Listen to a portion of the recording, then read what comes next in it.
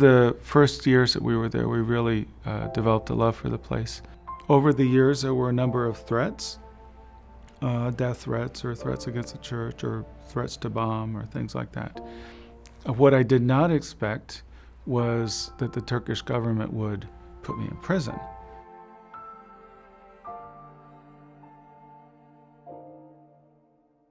After they released Noreen, they held me. There's supposed to be freedom of religion there. But all of the evidence that they gave to accuse me of terrorism or the various crimes was actually my religious activity, my church activity. I was very broken in prison. And I was in solitary confinement for 50 days in a detention center. That was very difficult. Then when they put me in prison, high security prison, I was in a cell built for 8 people, but there were over 20 of us. So it was very intense conditions. I lost 50 pounds in the first few months. I was suicidal at times, and it was very difficult for me.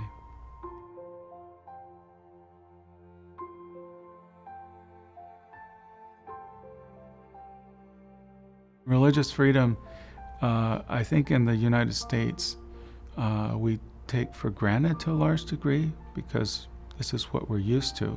Throughout history, it's been very rare to have genuine religious freedom. And even in the world today, most places don't. And it's very important. And it can be lost very easily because it's a cultural value. And culture is passed down, it's learned, it's not innate.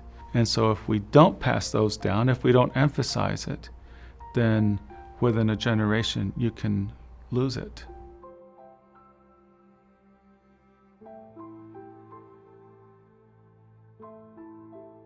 If you have religious freedom, many other things, many other freedoms fall into place. It seems like the most basic fundamental thing, to be able to have freedom of thought and freedom of belief is so very basic. And where you don't have that, you usually see that the other freedoms are also curtailed.